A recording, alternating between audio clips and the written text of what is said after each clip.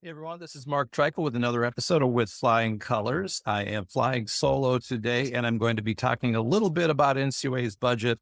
Not much because people actually aren't interested in that as much as the trade associations are.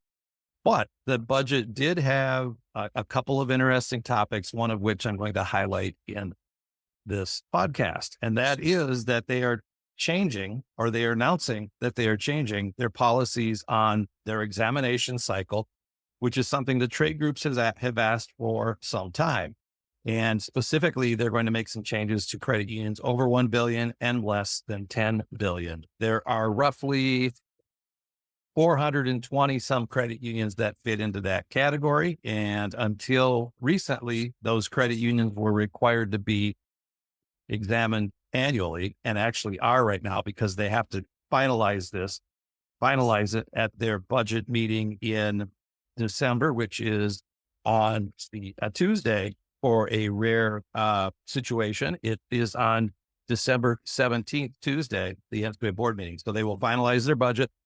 And by the way, they announced these changes to the exam cycle in their public budget briefing. Sometimes they call it a hearing. It's technically a briefing because the Federal Credit Union was changed to say that they needed to do a briefing, and it's a public briefing where staff presents their budget, which has already been pre-cleared by the board chairman, and discuss it. And then they invite people to speak, and trade groups come. America's Credit Unions came, the West Coast Credit Union came, the Defense Council Credit Union came, and I think there was another group that also came and gave their speeches about the budget. Essentially, the budgets are too high, costs should go down because mergers happen. That's essentially what the trade groups generally say.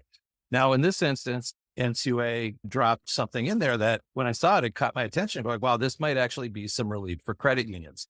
And I think I'm going to call this podcast, what's the sound of one hand clapping or regulatory theater. Haven't decided which one I'll use because they both have a special ring to what actually happened here. So what did happen, or what is about to happen? Let me get to those details. So NCUA at the budget briefing did a PowerPoint, and the PowerPoint has a slide that I will have on my blog story relative to this, and I'll post it on LinkedIn as well. But they mentioned that they're going to make some changes to their exam cycle. Basically, if you're a code 3, a code 4, or a code 5 credit union, nothing changes. NCUA will do their exams. Their policy will be that they will do their exams in the same timelines. And that is for a code 4 or code 5, you're going to have contacts every 120 days. If you're a code 3, every 180 days. And that's measured from the close of the last exam to the start of the next exam. Now, where the changes are being proposed, and because they've been proposed, again, they're going to be made. They would not propose them if they were not going to do them. This is for all credit unions between $1 billion and $10 billion. If you're over $10 billion, you're going to get an examination that starts between 8 and 12 months. And that's the too big to fail theory, right? That credit unions of that size would impact the insurance fund so dramatically that NCUA needs to be in there once every calendar year. Now, they don't have to finish the exam every calendar year, which is what it was required long ago, back before Rick Metzger, as NCUA board chairman, made some changes that allowed it to be measured based on start date. But where the theoretically big meat of the change is in credit unions between $1 billion and $10 billion. And currently, those credit unions are in that same category. They need to have exams done between an 8 and 12 month period. Under the proposal, if you're in that category, 1 billion to 10 billion, and you are a Camel credit union of a code 1 or 2, and when I say Camel credit union of 1 or 2, that means the C, A, M, E, L, and S all have to be a 1 or a 2. So if you have a 3 in any of those categories, say earnings or liquidity or sensitivity, you're going to be under the 8 to 12 month cycle. Every component must be a 1 or a 2. And then also they need to have had the same CEO that was in place in the last exam. So if your exam, not a follow-up exam, your full exam, I'm taking this to mean your code 10 exam, as NCUA would call it in their systems, if that was as of June of last year, and the same CEO is there, and at that contact, that examination contact, everything was a 1 or a 2, you are eligible to, instead of having an 8 to 12 month cycle, you're going to have a 12 to 16 month cycle. And then credit unions below $1 billion, they're actually going the other direction. They're taking away a little bit of relief. Under the current policy, those credit unions have a cycle of 14 to 20 months, and they're proposing changing that to 14 to 18 months. So they trimmed 2 months off there. They added 4 months on those well-run credit unions, for the lack of a better term, where that are between the 1 billion and the 10 billion. They actually then went on to say that there are exam hour savings of doing this of 21,000 hours. I think that's the number. Yes, 21,000 hours in a year of examination time saved. Now, I'm going to explain why that's wrong, based on the other information that they talk about, and based on the role I used to have at NCUA, where I would participate in these budgets coming up and then the budgets being approved. But NCUA, in the explanation, talks about the fact that there are 10 examiner positions from the field, those would be the regions, that are going away. And essentially it's 9 examiners and 1 supervisory examiner. You could argue that supervisory examiner isn't productive time, and it's not in the way that they do math, but it's easier to track to their erroneous number if you include it in the math. So they mentioned 10 examiner positions going away. To figure out how they got to that 21,000 hours, you take those 10 examiners times 52 weeks times 40 hours a week. And so any one person, if they work 52 weeks, they will have 52 times 40 hours is 2,080 hours per full-time equivalent per person. So 2080 times 10 is 20,800 hours. So they rounded up when they gave this soundbite to 21,000 hours. But those are not all exam hours. So what happens is NCUA essentially, when they budget, unless they've changed this, and if they've changed it to make their individual employee less productive in their assumptions as opposed to more productive, because they're always adding things that are non-productive hours, like going to DEI events, going to training events. But I digress. And what happens is the NCUA books every hour that an examiner does, and they book it to your credit union, or they book it to annual leave, or they book it to sick leave, or they book it to training, or they book it to office time, or they book it to a training event for the softer skills that they have in place, like the DEI that I mentioned. But when you get to the end of all that math, each examiner only contributes about 1,000 hours of exam time. In some years, it might be 1,020, and some years it might be 950. But that's what they budget to. And remember, this is what we're talking about. We're talking about their budget.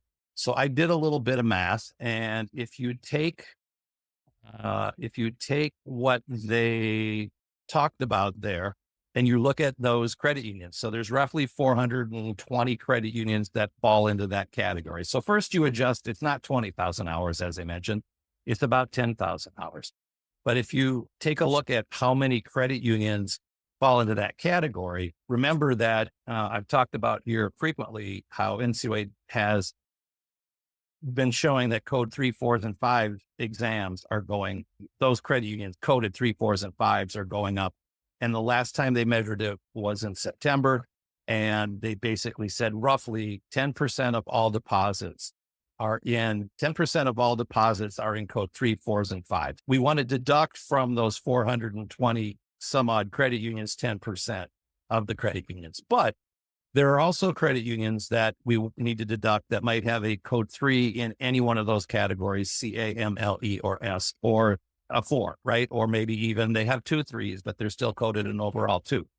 Those credit unions need to come out of the pool that might have expanded hours.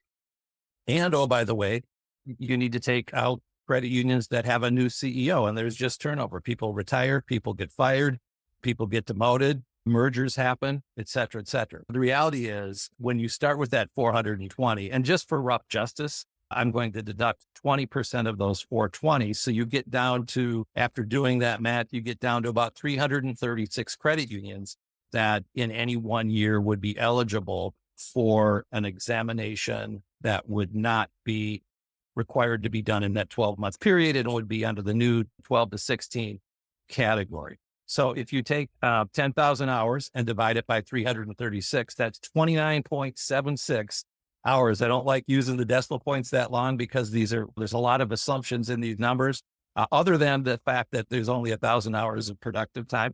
But some of these numbers are known and some of these numbers are unknown. But 30 hours of productive time, if they're only getting 20 hours a week out of it, that's roughly an examiner for a week and a half. But nobody's average, right? Some credit unions are still going to get examined within 12 months, and that might be because the examiner's in the same town as you. That happens. The reality is if they will have in-town work, they want to have in-town work. It's nuanced a little bit because of offsite work that NCUA does.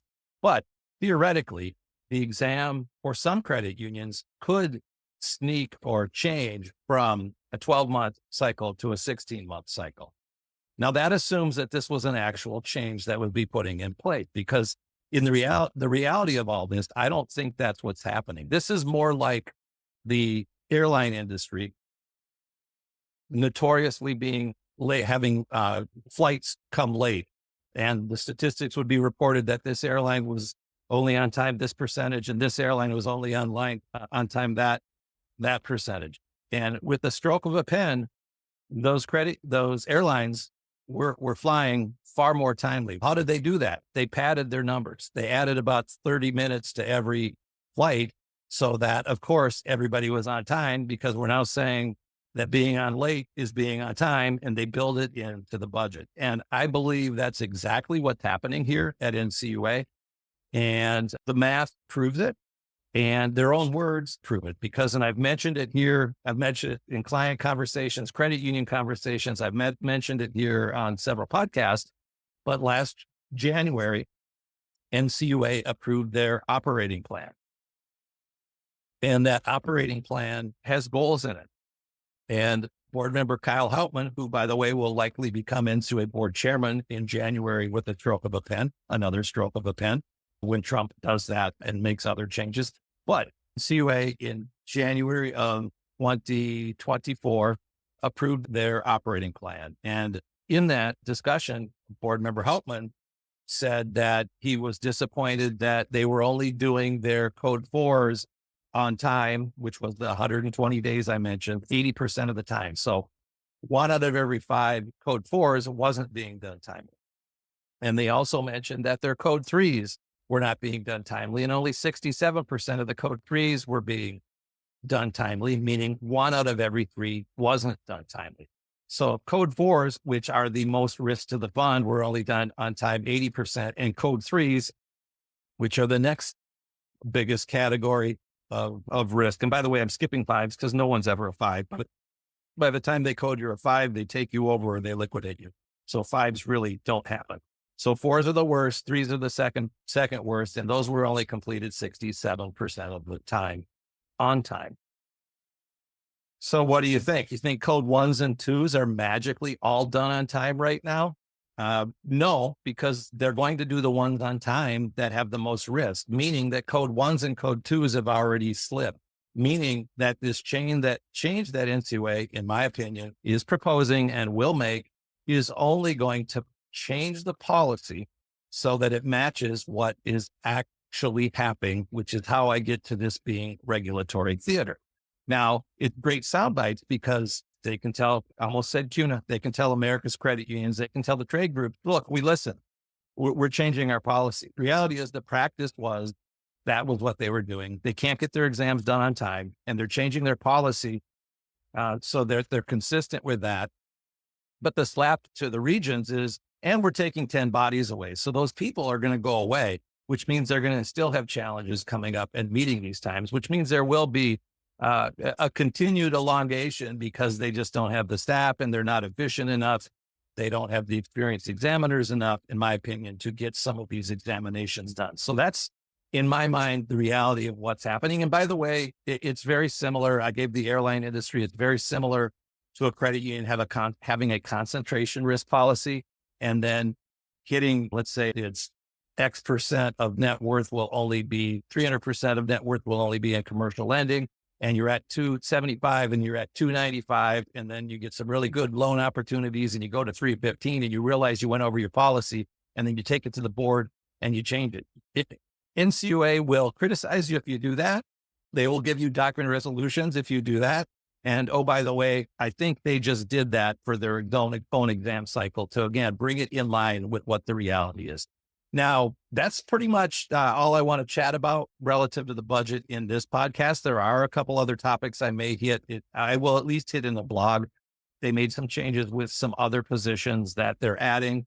And oh, by the way, those positions are like an office of the secretary and behind the scenes types positions, as opposed to mission critical positions, which are the examiner positions. They're taking from those positions and they're putting them into the central office and positions that have 0% productivity. And I don't say they don't get things done that are productive for the good of the credit union movement. What I'm saying is they are not productive as it relates specifically to exam work. So they took bodies and budget from that category, and that is contributing to exams, and they moved them over, those 10 plus 4 others that they're adding. For example, they're adding a position on climate. And oh, by the way, I would suspect that once Kyle Hauptman takes over, that climate position doesn't ever get filled, even though it will be in the budget, because the chairman will make sure, in my opinion, that doesn't happen. That's how these things work when there's a change of president. Elections have consequences. That's it in a nutshell. I hope you had a wonderful Thanksgiving. And I'll have a little bit more coming on some of these topics, depending on what happens at the actual budget hearing when they approve it. Excuse me, not the budget hearing, the budget approval by the board on December 17th. But what happens is for the most part, most of these numbers are all cooked. If they present it, they may know that they have a little fat here and a little fat there, and they might make a tweak to it to show that they listen to the industry.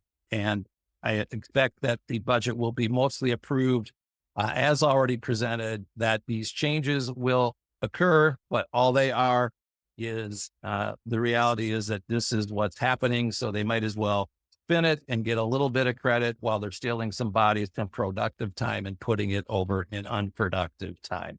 And as Van Morrison once said, that's what the sound of one hand clapping. That's a little bit what we have here on this cycle. So it at first appeared like it was an exciting change, and the reality is it's not much of anything as far as relief goes for credit unions. All right, that's it. This is Mark Treichel signing off with flying colors.